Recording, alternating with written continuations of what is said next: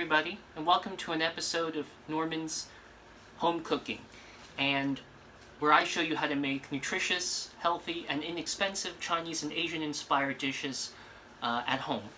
And today's dish is sort of what I like to call the quintessential Chinese home-cooked comfort food, eggs and tomatoes, or more accurately, stir-fried eggs and tomatoes, or scrambled eggs and tomatoes, but Chinese style.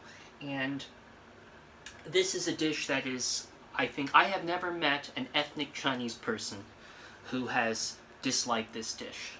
It's, again, as I mentioned, quintessential comfort food, and I think one of the beauties of this dish is every household really has its own version. And so there's a lot of diversity in how this dish is prepared. Obviously, the essentials, the fundamental ingredients are the same. You've got tomatoes and eggs, as the name of the dish would suggest. But people have their own variations. I think an analogy, a good analogy would be, say, if you think about what are some comfort foods in America, right?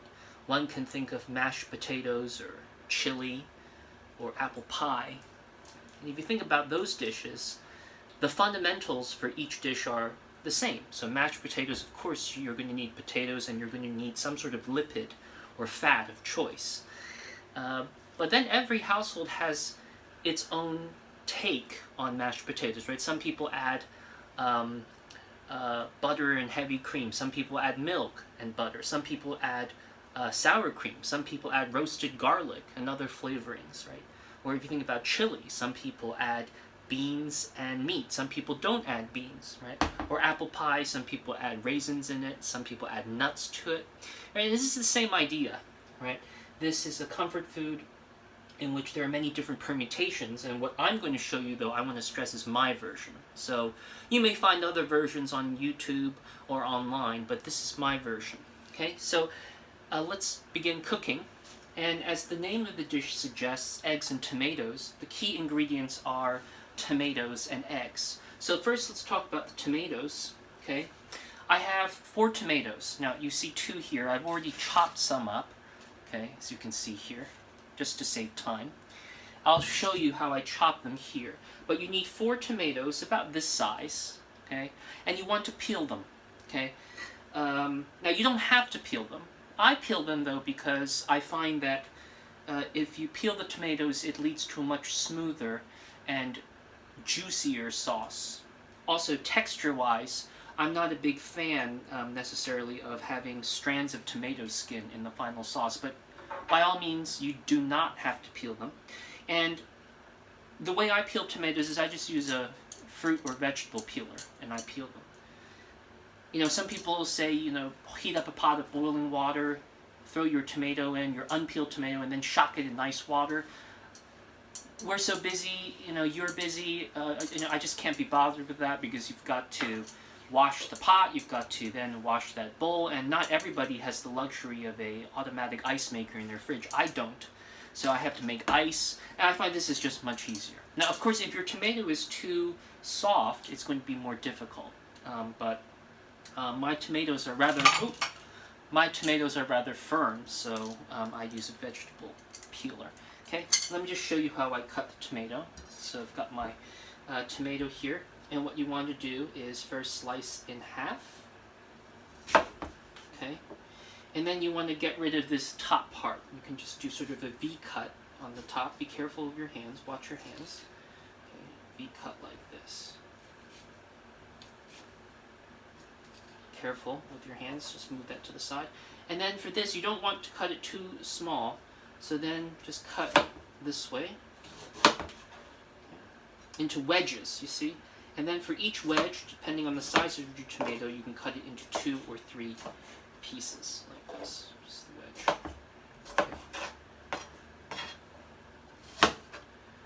So see, I've cut it into wedges, just like you might for a salad, but then you're going to cut it this way.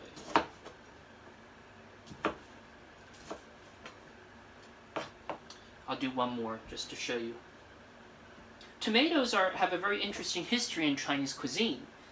they actually were introduced to China quite late, so roughly about the 1580s or late 16th century. And like many ingredients that we enjoy today, tomatoes were introduced to China from the New World. And tomatoes at first didn't get a great reception in China.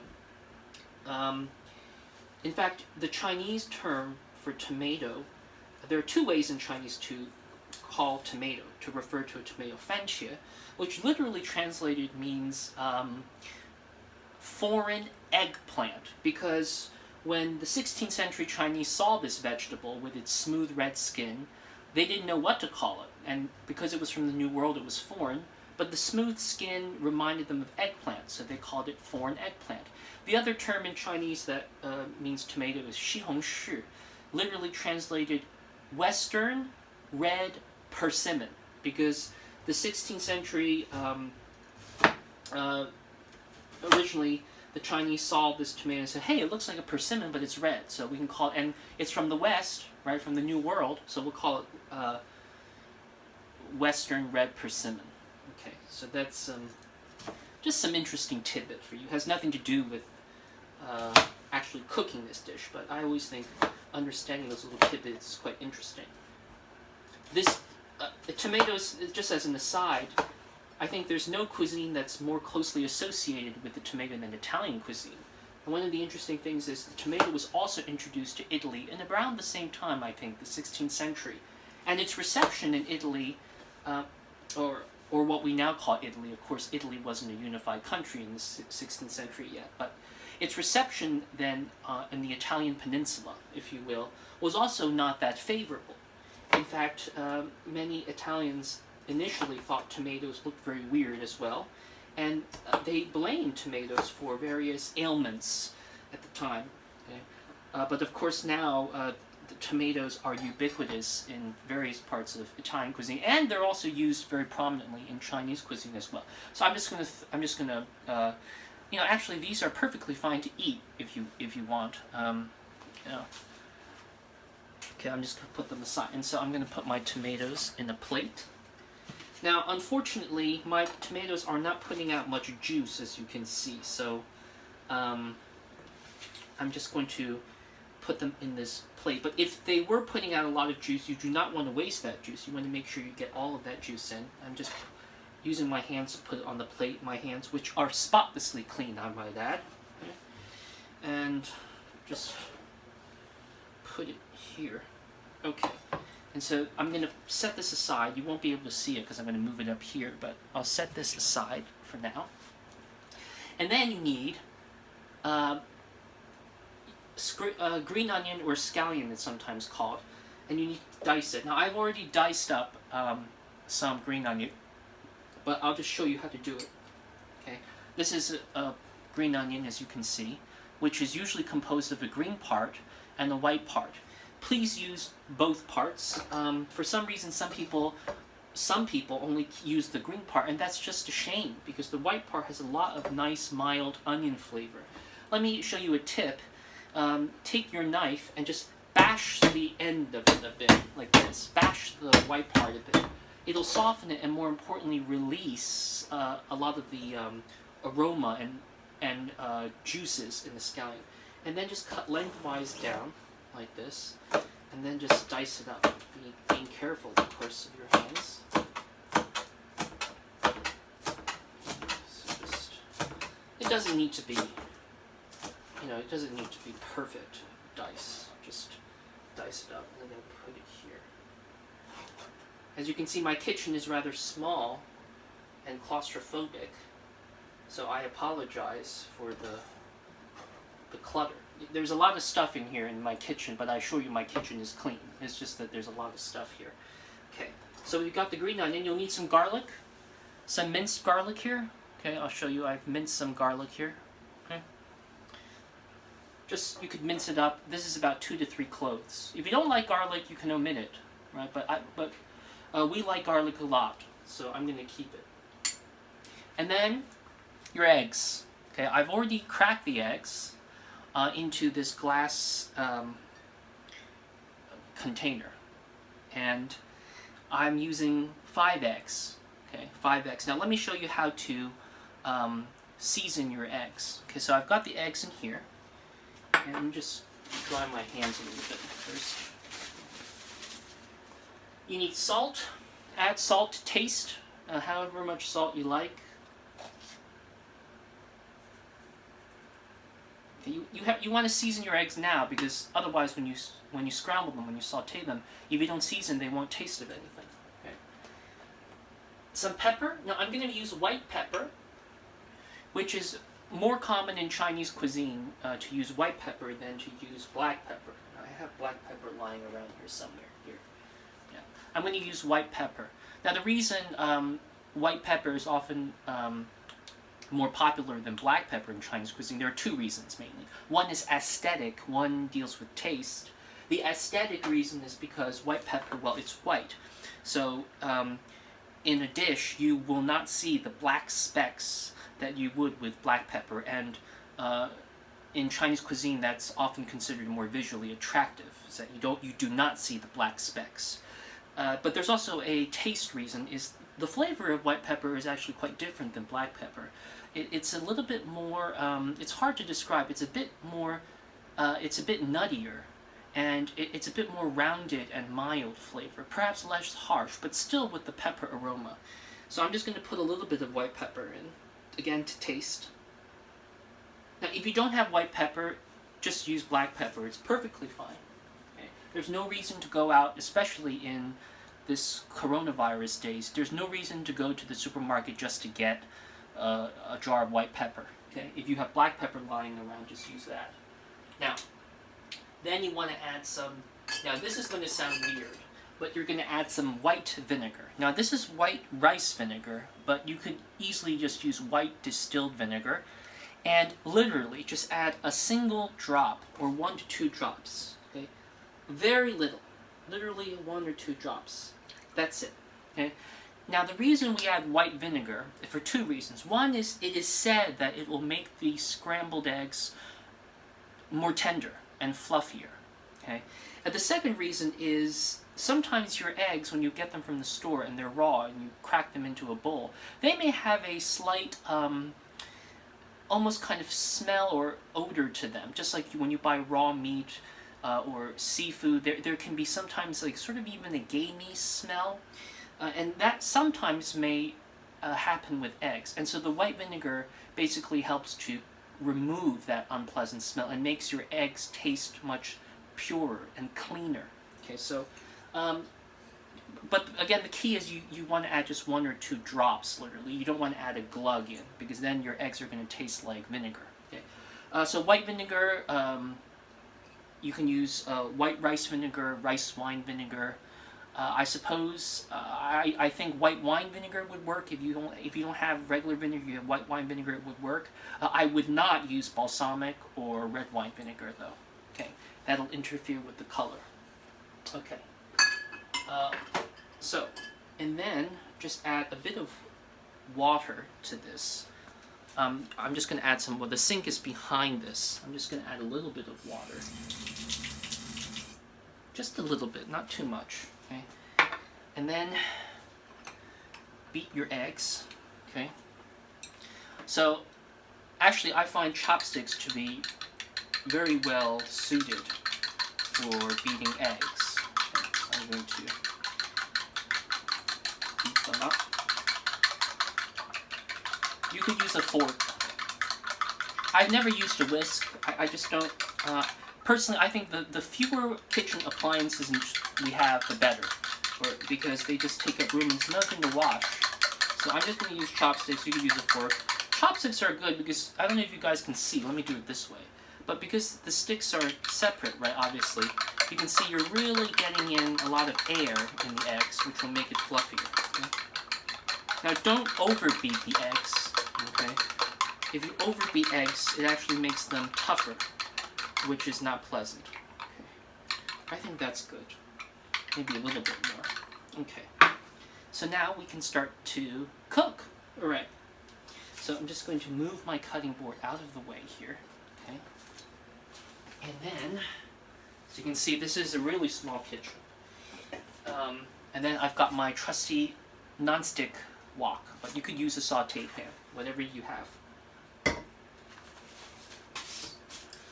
a bit of water in there. You don't want to have water in the wok. When you add oil, it's going to blur. Okay, so turn on your heat. I'm going to turn on the exhaust fan. I hope it doesn't get too loud. Turn on your heat, medium heat or so. I'm using a gas range. Now, if you're using non-stick, you always want to make sure.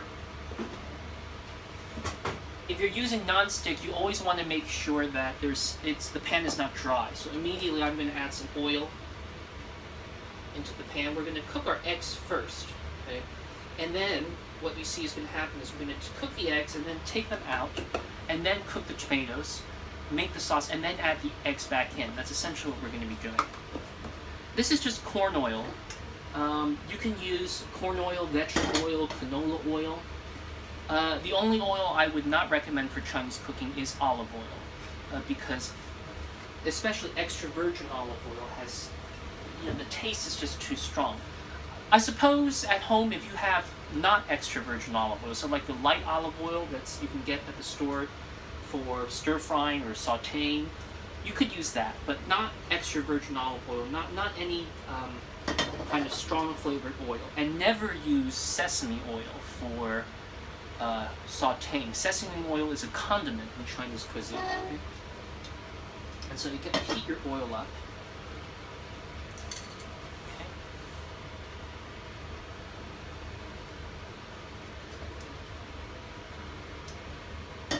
Once the oil is a little bit hot, add your eggs in. Just going to beat them one more time. Now, scrambled eggs, everybody has their own technique. I don't like the oil to be too hot, because I think then the eggs get tough too easily. And then set this aside here. And I'm going to switch over to my spatula. And basically, you just cook these. And stir it every now and then. Now, the trick is that you want to cook these eggs just until they're about 70 to 80% done. Because they're going to continue cooking. When you take them out, there'll be carryover cooking. And don't forget that we're going to put the eggs back into the sauce to cook as well. So you don't want to overcook eggs. Okay? If you overcook them, they become rubber bullets. Now, I should just indicate that I know some people do like their eggs to be very, very well done. And that's, again, it's just up to you. But personally, I don't like my eggs to be too hard. So you can see I'm just cooking the eggs, right? And they're about 70% done. You can see the curds are setting, and I'm going to take it right out of the pan and just put it right back into the glass container. There's no need to get another bowl, because the reason is, don't be worried, even though there's raw egg in here, remember we're going to be cooking the eggs again, we're going to be putting it back in the sauce, so any salmonella or any bacteria will be killed. So don't worry about it. I'm just putting it in here, in other words, temporarily.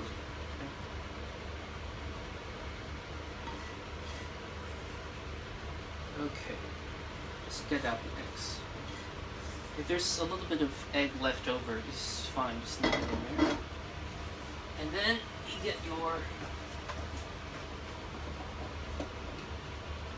add some more oil in. Okay. And then add your garlic.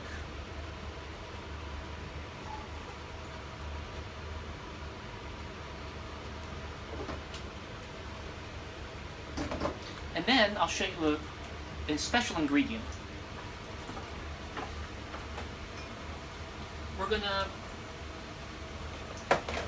put in ketchup. Yes, you probably are thinking, why are we putting in ketchup?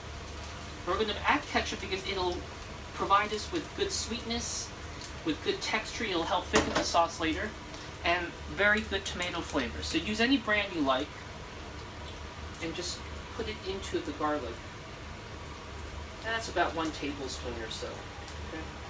Now, this is very, very important. You want to cook your garlic, cook your ketchup, and saute it. And the reason we're doing this is you're cooking out, you're caramelizing and concentrating the flavor of the ketchup. Okay. For those of you that cook Italian food or Western dishes, this technique is very similar to, you know, in some dishes you use tomato paste, and they ask you to actually cook the tomato paste in the oil first, right? Because it'll create a much richer flavor. It's the same principle here, except where you're doing it with ketchup. Okay, so you're really concentrating the flavor. Okay, there. Okay, so let me show you what it looks like. And then add in your tomatoes. Okay. So I've got this big plate of tomatoes in. Right in. Okay. Then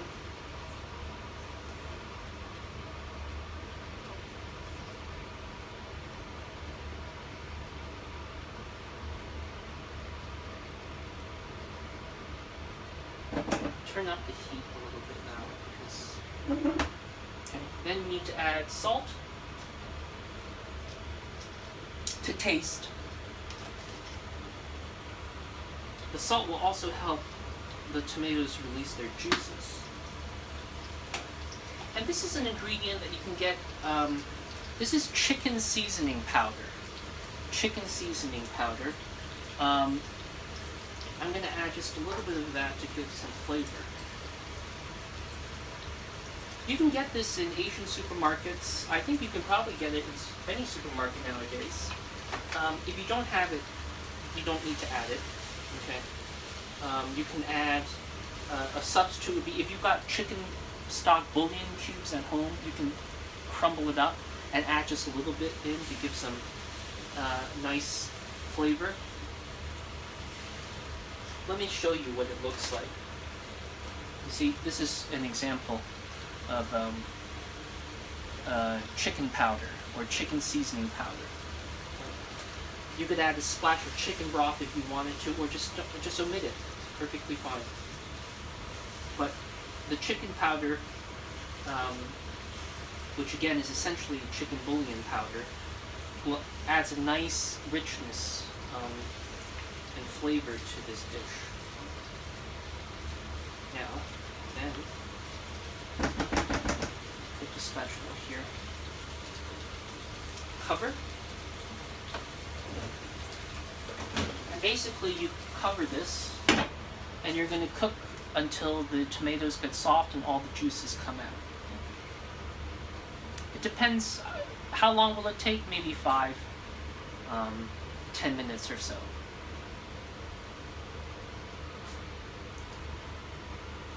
Okay, so a couple of minutes have elapsed, and you want to always check on it a little bit. Okay? Just check it, and give it a stir every now and then, so it doesn't stick. Now, if you find that your tomatoes, because the quality of tomatoes you get at the market can vary, if you find that your tomatoes are not putting out much juice, you can add a little bit of water or chicken stock or veggie stock if you have. But my tomatoes are actually cooperating and putting out quite a bit of juice. Okay? If they are putting out a lot of juice, there is no need to add water. In fact, I wouldn't recommend adding water if it's not necessary, because it just dilute the concentrated tomato flavor. Okay? Okay. Just move this aside for now. Okay. And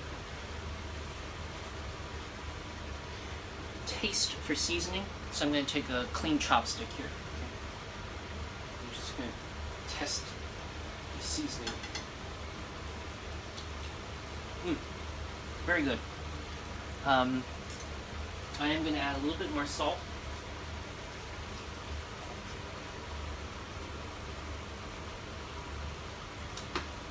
I'm going to add a little bit of sugar because I can taste that these tomatoes are a bit acidic. So I'm going to round out the flavor just with a little bit of sugar, but not too much. Maybe a couple of pinches is enough because we already have remember the ketchup. Okay, so I don't want to make this too sweet. There are some versions of this dish which are very sweet. Okay, but I don't like it that way. So my version is not as sweet. Okay, just you can assist the tomatoes a bit by sort of bashing them down with your spatula so they can get soft. Okay. Now once they're soft, you can see like this, and you can see it's become a luscious sauce. Right. Now you take your eggs, okay, which are here. I'm sorry, my chopsticks should have been. You never put chopsticks in like this. You always put them like this. It's a etiquette thing.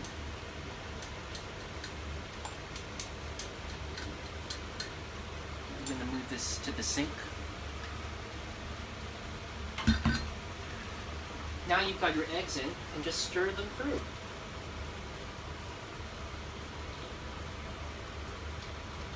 And you can use your spatula to cut up the eggs a little bit, so you don't get huge chunks of eggs.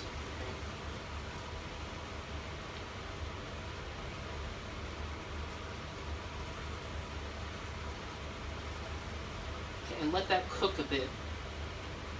You want to cook it a little bit, let it boil a bit, because remember we had put the eggs back into the container which had contained the raw eggs, so you do want to cook this a bit and let it boil.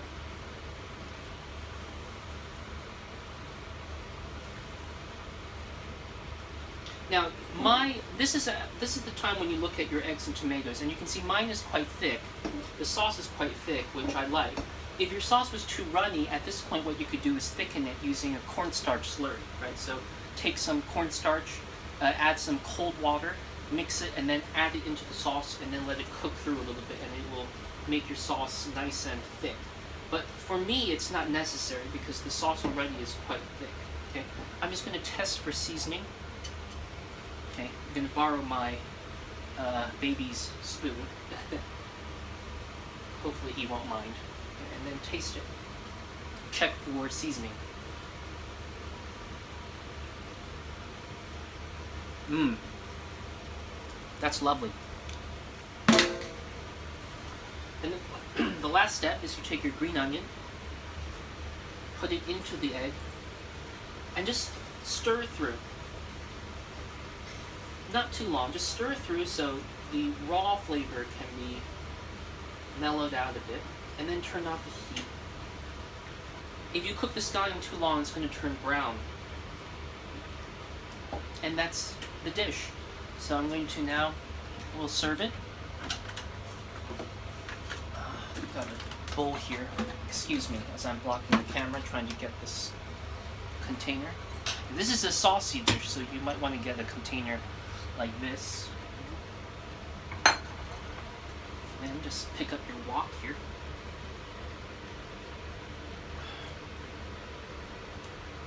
And just very carefully. I made a mess one time where it went all over the place, and I'm going to try to avoid that from happening again by being very circumspect about how I spoon this out. Get every drop down there. I'm just going to hit the rim so nothing is over. Put this down here. Give it a shake, and there you have it. Eggs and tomatoes. Very nutritious dish. You've got your protein, you've got your vegetable. It's very vegetarian friendly as long as the vegetarian can eat eggs. Obviously, if it's a vegetarian you can omit the chicken powder. But it's very vegetarian friendly. How do you serve this? This is traditionally you would serve this with white rice. Copious amounts of white rice. This is a very rice-friendly dish. But if you don't have rice, it's perfectly fine. Chinese people also eat it with noodles. So you can mix it in with noodles. Obviously, Chinese noodles would be best, but to be honest, if you have pasta or linguine at home, you could just use the linguine or spaghetti. You can also make this into a very nice ramen soup. So how do you do that? You can cook some ramen or some noodles, and add in chicken broth, right? And make a soup noodle dish. So chicken broth, put in your cooked noodles there, and then top with this, and then you have a wonderful soup, tomato egg soup noodles dish. So again, 3 ways to eat this: with rice, number 1; number 2, with noodles mixed in, sort of like a pasta sauce, and number 3, soup noodles. So you put this on top of the noodles and broth, and this is a very easy dish. This will serve, with rice or noodles. This will easily serve 3 to 4 people.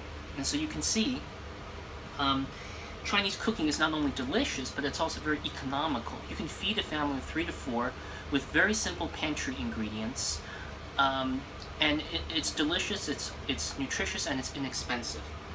So anyway, I hope you enjoyed this episode of Norman's Kitchen, and I look forward to seeing you on the next episode. Bye-bye.